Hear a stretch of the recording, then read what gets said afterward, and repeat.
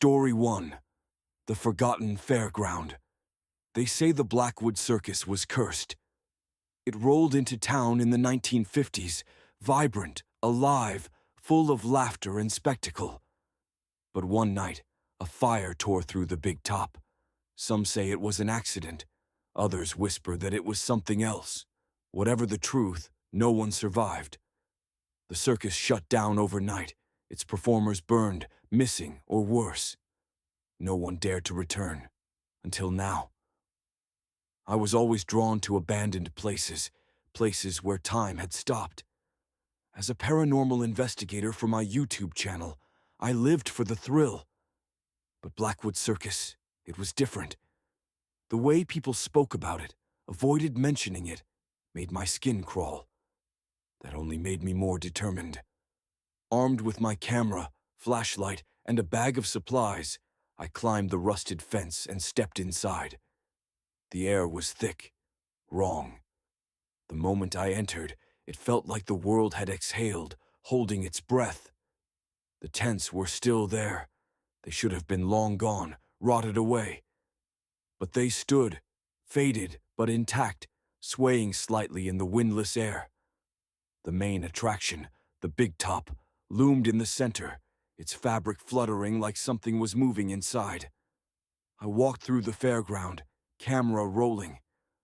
The carnival booth stood abandoned, their prizes frozen in time, dust-covered stuffed animals, rusted tin toys. A ring toss booth still had rings mid-air, as if someone had just thrown them. And then there was the carousel. It was the only thing still moving. The painted horses bobbed up and down, their eyes wide and cracked. The calliope music played, but it was distorted, off-key, almost breathing. I stepped closer.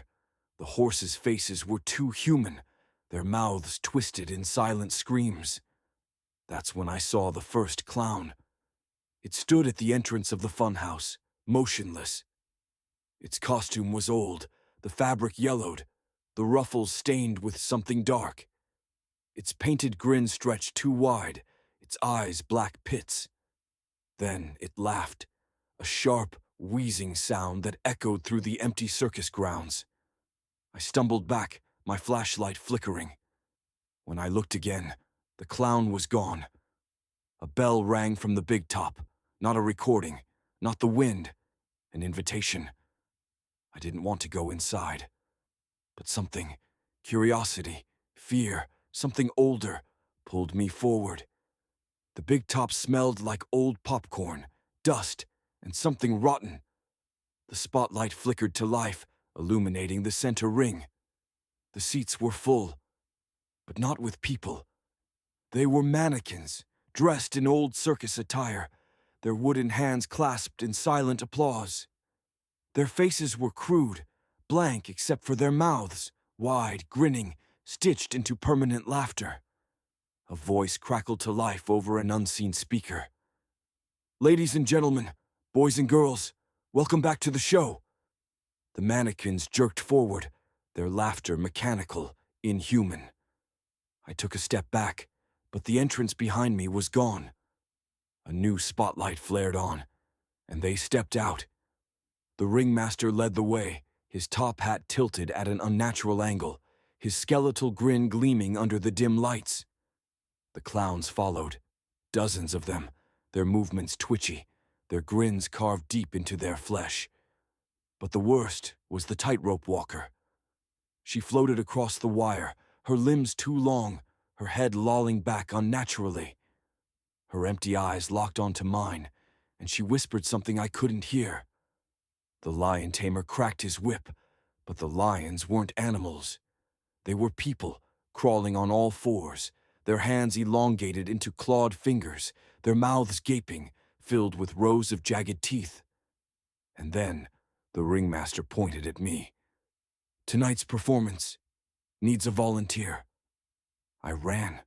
I bolted through the tent, past the mannequins, past the laughter that didn't stop. My camera was still rolling, catching glimpses of things that shouldn't move, but did. Shadows twisting, faces emerging from the fabric walls. I made it outside, but the circus was different. The tents were newer, brighter. The carousel was full, figures riding the painted horses, their heads slowly turning toward me. And the audience was real. Hundreds of people dressed in old-fashioned clothes, silent and waiting. A mirror stood in front of me, cracked and foggy. I saw the reflection of the circus behind me. And then, I saw myself. But it wasn't me. The reflection smiled, wide, too wide. A painted grin spread across my face, and my clothes shifted. Ruffled fabric, striped pants, oversized shoes. I raised my hands. They were gloved. The ringmaster's voice purred behind me. "Welcome to the Blackwood Circus." The crowd cheered, and I laughed. Story 2. The Carnival that follows. Some places don't stay put. They find you. A man my age don't got much left, 'cept his memories. Problem is, some memories don't sit right. Some get twisted over time like a funhouse mirror, and some don't fade at all. I was 10 years old the first time I saw the Black Harrow Carnival. It rolled into town without warning, set itself up in the dead of night. No trucks, no workers. Just there one morning, sitting in the empty field like it had always been. Didn't cost a dime to get in. Didn't even need a ticket. The kids from town swarmed the place, and I wasn't any different. My daddy always told me to be careful what I walked into, 'cause not everything lets you walk back out. I should have listened. Now, carnivals? They got smells, popcorn, sugar, oil from the rides. But Black Harrow? It smelled like rain on pavement, like the air just before a storm. I didn't like it. But I was a kid, so I went in anyway. I don't remember the rides. Not really. What I do remember is the mirror maze. See, it wasn't like the other ones I'd been in. It was too big. Too many twists and turns. Too much silence. The kind that sits heavy in your bones. And then, in one of the mirrors, I saw him, a tall man in a black coat, no hat, no face I could make out, just standing there, watching me. But when I turned, he wasn't there. Just a mirror, just me. Except it wasn't just me. 'Cause my reflection, it didn't move. I don't remember how I got out. But when I did, the carnival wasn't right no more. The people, wrong. Their faces too smooth, too shiny like glass. And the lights, they weren't lights. They were eyes, blinking, watching. I ran, didn't stop till I was home, didn't tell no one, neither. Who'd believe me? The next morning, the carnival was gone. Never saw it again. At least, not for a while.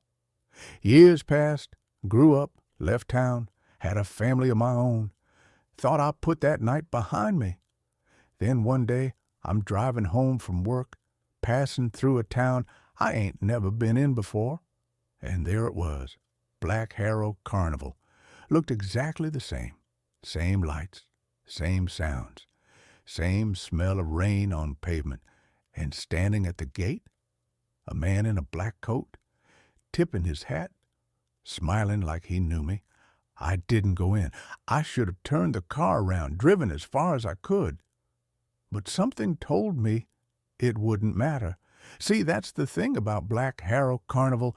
It don't stay put. It follows you. And the worst part, the mirror maze, the one I walked out of as a boy, I ain't ever walked out. Not really, because the man I see in the glass now, the one watching me when I shave, when I pass a store window, when I catch my reflection in a rain puddle, he don't move when I do. And sometimes, just sometimes, he smiles first. Story 3, The Midnight Carnival. Some places don't just take people. They take everything you are. I remember the first time I saw the Midnight Carnival. It wasn't there the day before. No posters, no setup. Just an empty lot behind old Route 12.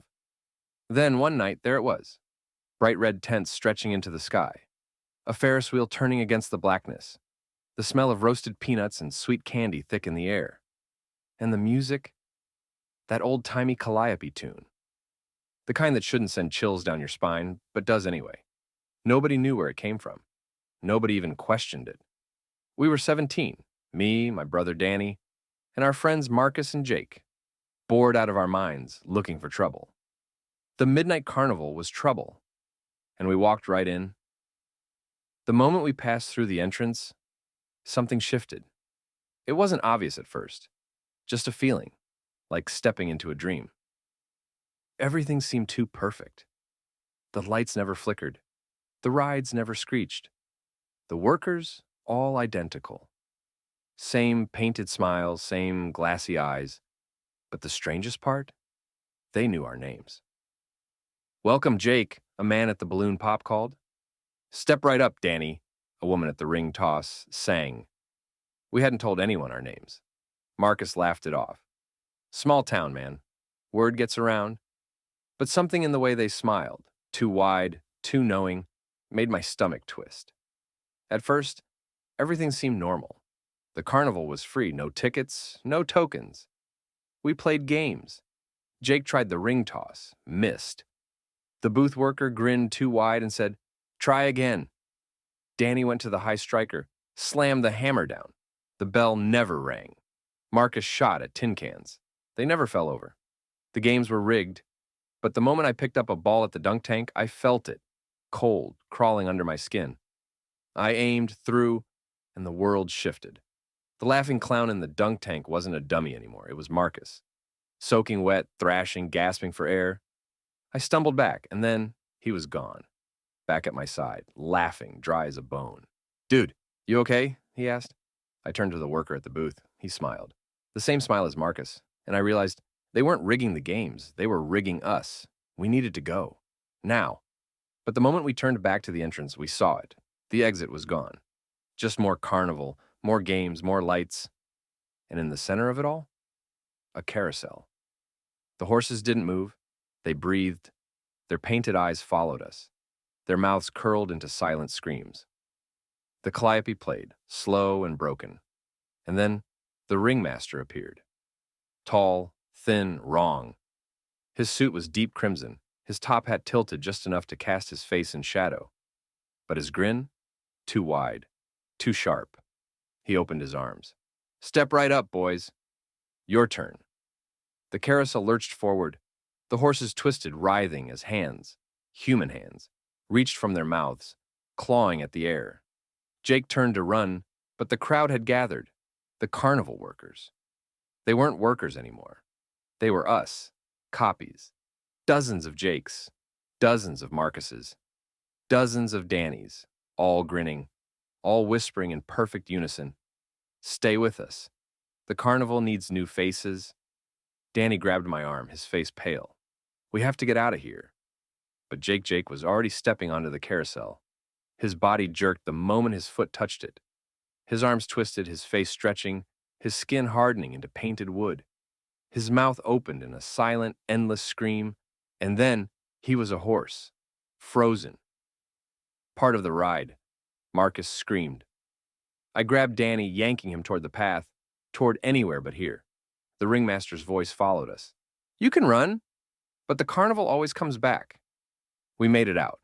I don't remember how. One moment, we were in the carnival. The next, we were in an empty lot. No tents, no lights, no music. Jake was gone. The whole town searched. No one found him. They thought he ran away. But I know the truth, because sometimes, at night, when I close my eyes, I hear the music. And in my dreams, I see the midnight carnival, waiting just beyond the trees. The carousel still spins, and at the very front, a new horse, its eyes wide, its mouth frozen mid-scream. It looks just like Jake,